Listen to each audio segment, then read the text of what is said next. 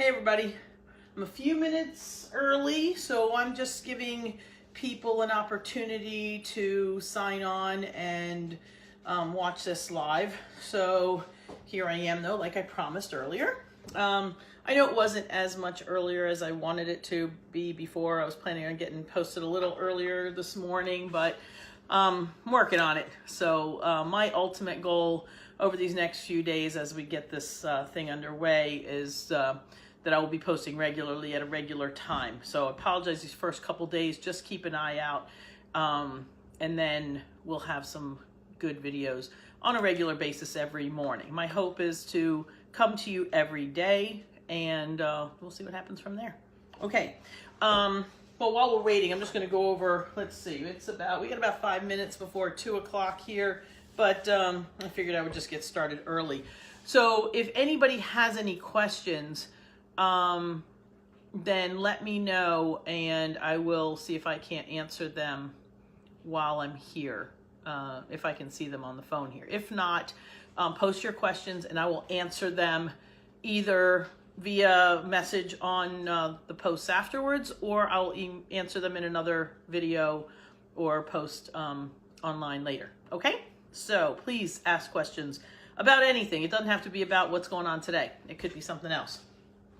So I will be right back. I'm just going to check on this to make sure it's coming up right.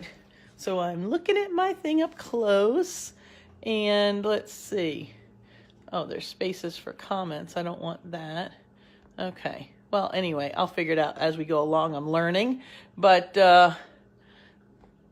that's it. So hopefully somebody's watching. Hello. Okay. And if you hear the dog bark, it's because we have 2 of them, and you know, sometimes when somebody's walking around the corner, they bark. So I'm gonna go over real quick what I've got here. I've got my apples, a bunch of them. See, look, spot there, spot on the one I had earlier. Here's another little spot. And believe it or not, even just a little ding like this. My daughter would be a little picky. So she probably wouldn't like it I'm saying that. But anyhow, I'm gonna talk about paring knives. Love my paring knife. And honestly, a little paring knife is so much better than a peeler. Peelers just end up taking too long and make too much mess. Yeah, they cut thinner, but that's if you don't know what you're doing. These work the best. This is actually a little Pampered Chef knife. I love little paring knives. They're easy to control, and I love the pointy ones. But I have a whole bunch of different ones. Here's another one. This is a nice one too. So this one's a little bit longer. Whatever you're comfortable with, but you definitely want something sharp.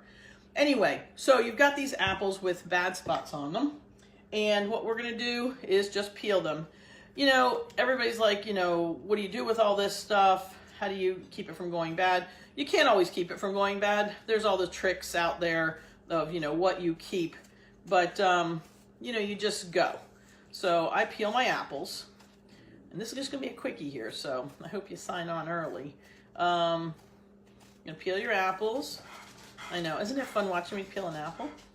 You know, I'm gonna tell you a little bit about apples while I peel a couple of them here. Apples are one of the most pesticided fruits out there. I'm gonna send you to a Google the Dirty Dozen or the Clean 15. There's an organization out there, I think they're called the Working Group or something like that. Anyway, they come out with a list every year of the most pesticided fruits and vegetables out there. So they've got a list of like the 50 most common. The Dirty Dozen are at the top of the list. The Clean 15 are at the bottom of the list. Buying things organic, I always buy apples organic because apples are one of the most pesticided fruits. They're always in the Dirty Dozen. They're always usually in the top 5. And they got to do that because over the winter, this is a long-lasting fruit, but they put them in cold storage. Most of the apples we get right now are from the fall. So they're not really fresh. So pay attention if you got to buy organic, and I know sometimes it's more expensive, go to the Dirty Dozen list and at least buy those things organic. To save money, then go to the Clean 15, and those you buy conventional and wash them a little better until the time where you feel comfortable or you want or have the money to buy everything organic. Anyway, all right, so I make my own applesauce. People to me, this is a normal thing I grew up with. I've always done for my kids, and everybody's like, oh, how do you do that?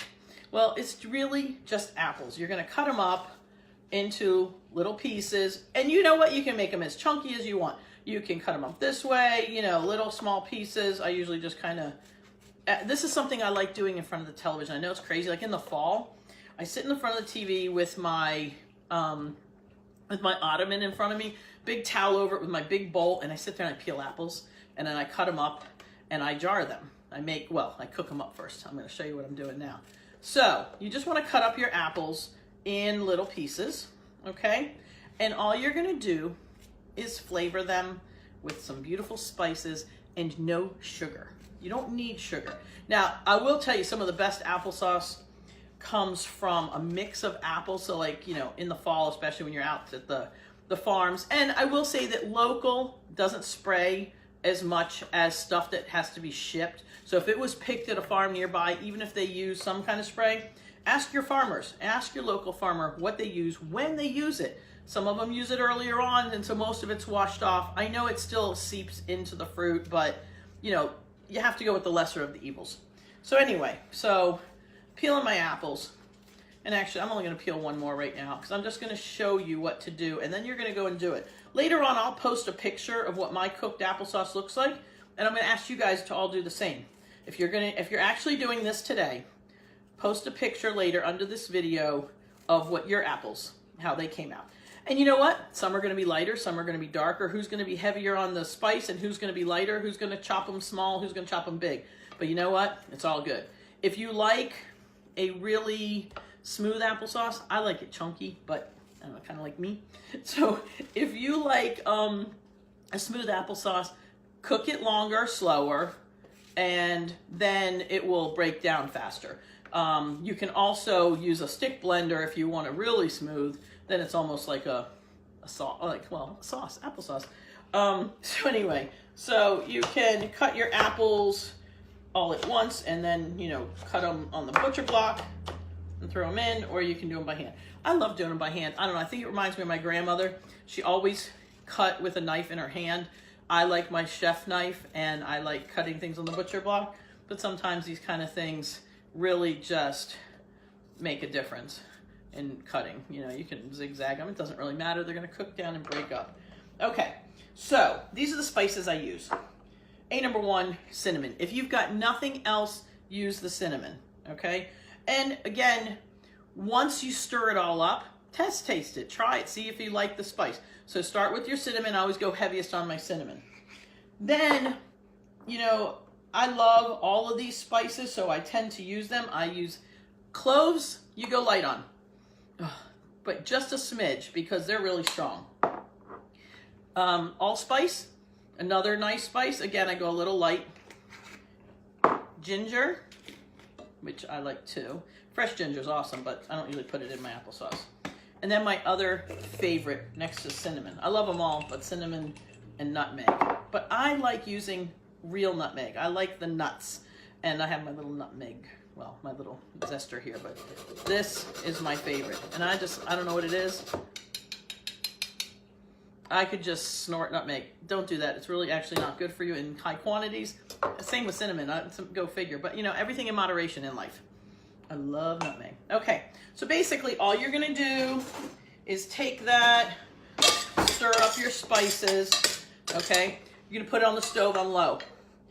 If you have some really crisp apples, or you have some of the really tart ones that tend to be crisper and therefore drier, not as juicy, put a couple tablespoons of water in the bottom in the beginning just to get it started. They're going to make juice and cook down themselves. You got to keep watching it. But you know what? They cook down. The whole house smells good. And you have the best treat. So what do you do with this applesauce? How much applesauce can you use? Well, when you've got a cool, nice, chunky applesauce, and they're all spiced up, let me show you what I don't know if you can see what they look like here, but they're nice and spiced. Back in the container here. It's okay, it's my own. I'm not serving it to anybody.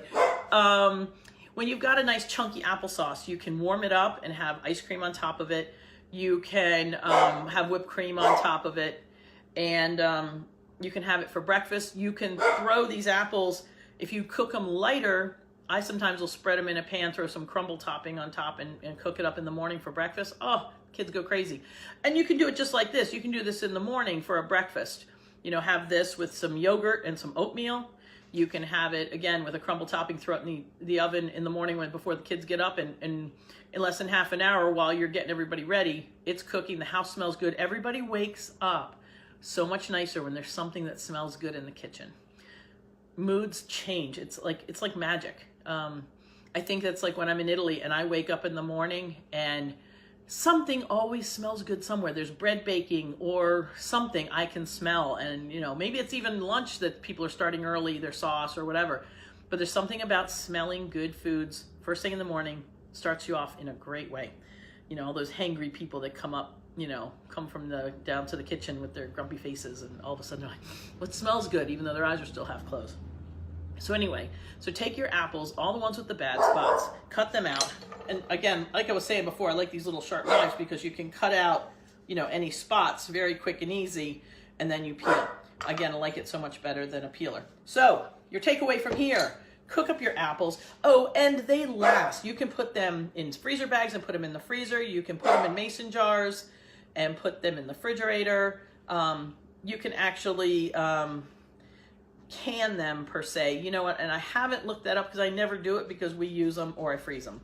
I make pies out of it. Sometimes when I'm making my apple pies, I'll cook them down the same way, just a little teeny bit though, just until a little bit of juice comes out.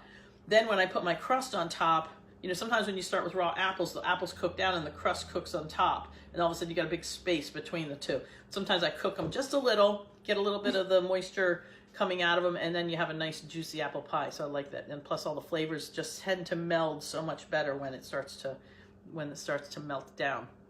So that, and check out that Dirty Dozen and Clean 15 about the pesticides on your fruits and vegetables. It's a nice little tool to have at the grocery store when you're not sure what you want to get. So have a good day, and I will see you tomorrow. Ciao.